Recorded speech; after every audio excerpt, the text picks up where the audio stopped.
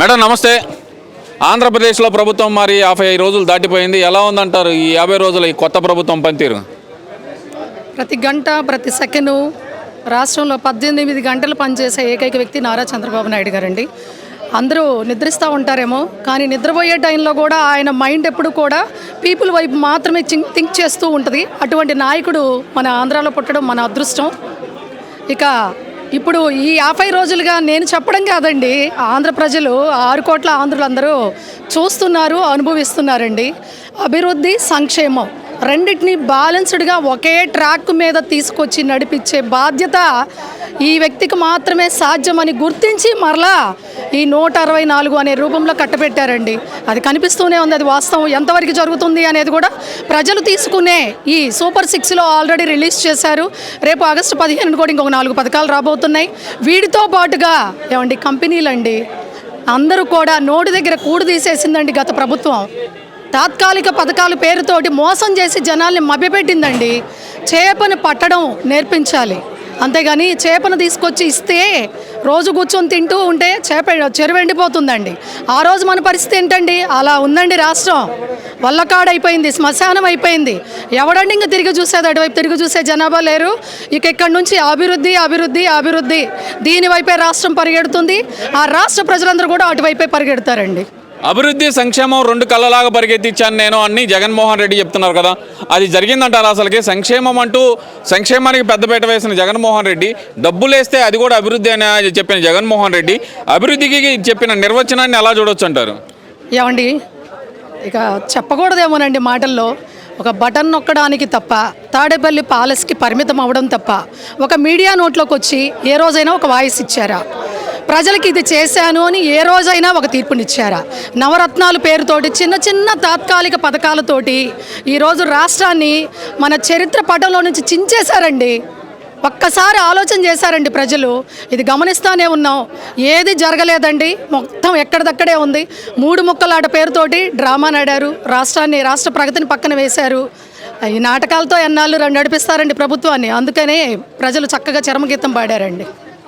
గట్టురాళ్ల కోసం 700 కోట్లు ఖర్చు పెట్టడం, సొంత పత్రికకి 400 కోట్లు ప్రకటన ఇవ్వటం, ఇంటి చుట్టూ ప్రహరీ గోడకి 10 కోట్లు ఖర్చు పెట్టడం, గోకులం అంటూ వేసుకున్న ఆయన ఇంటి ముందల షెడ్ కోసం 10 కోట్లు. ఈ ఖర్చులంతా అసలు ఎలా చూడాలంటారు మేడం జగన్మోహన్ రెడ్డి హయాంలో జరిగిన ఖర్చులు? ఒకటి చెప్పాలి అని అంటే నిజంగా అండి, ప్రజలు మా చెప్పుతో మేము కొట్టుకునే పరిస్థితి అండి. ఒక్క ఛాన్స్ పేరుతోటి నువ్వు చేసిన ఘరానా మోసం వల్ల ఈరోజు తిరిగి కొట్టుకునే పరిస్థితి కాదండి. నిజంగా ఏమయ్యా, ఎవడబ్బా సొమ్మయ్యా రాష్ట్రం యొక్క ప్రజల యొక్క ధన ఆదాయము ట్యాక్స్ రూపంలో నీకు కడుతుంది? మిమ్మల్ని పోషించడానికా, ప్రజలను పోషించడానికా? అంటే సొంత గేట్ల కోసమో లేకపోతే సొంత విధానాల కోసమో ప్రభుత్వం యొక్క ఆస్తులను తాకట్టు పెడతావా? ఆ విధానాలకు స్వస్తి చెప్పే రోజు వచ్చేసింది. ఇంకా లేవండి, ఇక చెప్పుకోవడం కూడా లేదండి. ఇక్కడికి మిగిలేది కేవలం ప్రజల యొక్క అభివృద్ధి బాటలో ప్రజల కోసం నడిచే ప్రభుత్వాలే ఇక ఉంటాయి. అవే శాశ్వతం కూడా. అంటే ఇక్కడ జగన్మోహన్ రెడ్డి తన ఫోటోకు పిచ్చి, అంటే గతంలో ఆయన చెప్పారు ప్రతి ఇంట్లో మా తండ్రి ఫోటో తర్వాత నా ఫోటో ఉండేటట్టు పరిపాలన చేస్తా అన్నారంటే కనుక ఆయన చేసిన రాజశేఖర రెడ్డి చేసిన మంచి పనులు ఏమైనా చేస్తారేమో అని చెప్పి ప్రజలు భావించారు. కాకపోతే గట్టురాళ్ల మీద ఫోటోలు వేసుకుంటారని చెప్పి మీరు ఏమైనా భావించారా మేడం? అసలు గట్టురాళ్ళ ప్రస్తావన మాత్రం నిజంగా చెప్పుకోదగ్గదండి. దీనికి ఎగ్జాంపుల్ నరసరావుపేట దగ్గర మా విలేజ్ దగ్గర కూడా పొలాల్లో రాళ్ళు బాదారు అని చెప్పి నాకు చాలా మంది కలవడం కూడా జరిగింది. ఇది మరీ దురదృష్టకరమైన సంఘటన అండి. ఈ దురదృష్టకరమైన సంఘటనే ఈరోజు ఆ ప్రజల్లో కలిగిన ఆ ఫీలింగ్నే ఆయన దించేలా చేసిందండి. ఇది అసలు ఊహించనిది. ఎప్పుడైనా కూడా ఆంధ్రప్రదేశ్ ప్రభుత్వమే కాదు, రాష్ట్రంలో కానీ ప్రజల యొక్క ప్రభుత్వానికి మనం అవకాశం ఇచ్చింది అన్నప్పుడు ఒక పాస్బుక్ మీద ఒక రాజముద్ర అనేది ఉండాలండి. రాజముద్ర ప్లేస్లో సొంత వ్యక్తుల యొక్క నినాదాలు వేసుకునే ప్రభుత్వాల్ని ఎవడం చూడలేదండి. నిజంగా నా భూతో నా భవిష్యత్తు అండి జగన్మోహన్ రెడ్డి గారు. ఇలాంటి ఇంకా గతంలో చూడబోము, ఇంకా ముందు కూడా చూడబోము. ఈ రాజముద్ర మరలా తీసుకురావడం కూడా జరిగింది. అది అమల్లోకి వస్తుందండి. చక్కగా ప్రభుత్వం యొక్క విధానాల ప్రకారం ప్రజలు శాసిస్తే నిలబడే ప్రభుత్వాలండి. అలా నడిచే ప్రభుత్వాలు మాత్రమే ప్రజల యొక్క కనుసరణలో మెలుగుతాయి. ఎప్పుడైతే ప్రజల కోసం కాకుండా గట్ల మీద రాళ్లు బాతుకునే వెతికిని చివరికి ఆ గట్లలోనే పాతి పెడతారండి. అదే ఇప్పుడు మనకి నిదర్శనంగా కనపడుతుందని చెప్పొచ్చు. అంటే ఇక్కడ 11 సీట్లు ఇచ్చేంత దరిద్రమైన పాలన నేనేం చేయలేదు, నేను పేద ప్రజలకు మంచిగా చేశాను అంటున్నారు కదా, మరి 11 సీట్లకు ఎందుకు పరిమితం చేశారంటారు మేడం? ఇది ప్రజా తీర్పు అండి. నిజంగా చెప్పాలి అని అంటే 11 సీట్లు అనేది మనం అసలు ఎనాలిసిస్ చేయకూడదండి. ఇక్కడ ఒక్కటండి 5 సంవత్సరాల పరిపాలనకు ముందు ఉన్న పరిపాలన ఇప్పుడు ప్రస్తుతం ఉన్న పరిపాలనకి అంటే 2014, 19, 24 మధ్య ఉన్న బేరోజు వేసుకున్నారు. అంటే ఒక కొత్త వ్యక్తి చూద్దాం. గతంలో రాజశేఖర్ రెడ్డి గారు కూడా ముఖ్యమంత్రిగా చేశారు, కొంత అభివృద్ధి పనులు చేసి చూపారు కదా. సో ఆయన యొక్క బ్లడ్లో ఈయన కూడా వస్తే ప్రజలకు ఏదైనా మంచి పనులు జరుగుతున్నాయి ఒక మంచి ఒక ఆలోచనతోటి ఓటింగ్ వేయడం జరిగింది. సరే ఎనీవే రావడం జరిగింది. 5 సంవత్సరాలు 5 క్షణాల పరిపాలనలా ఉందండి. అంటే ప్రతి క్షణం కూడా ప్రజలు ఏమరపాటు లేకుండా ప్రభుత్వాన్ని దించడంలో తక్షణ కర్తవ్యంగా భావించారని చెప్పొచ్చు. ఎక్కడండి తాత్కాలిక పథకాల పేరుతోటి వాళ్ళు ఇస్తున్న వాటిని దోచుకున్నది అంటే ₹1 ఇస్తూ ₹10 దోచుకుంటున్నారు.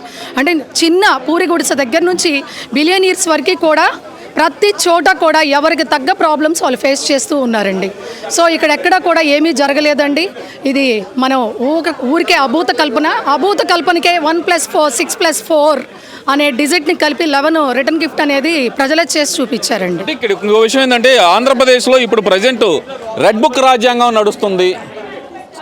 మా మాట వినకపోతే మహిళలను అయితే రేప్ చేస్తాం, మగాళ్ళని అయితే చంపేస్తాం అన్నట్టు రాష్ట్ర ప్రభుత్వం పరిపాలిస్తుందంటూ జగన్మోహన్ రెడ్డి చెప్తున్నారు కదా మేడం, దాన్ని ఎలా చూడాలంటారు మరి?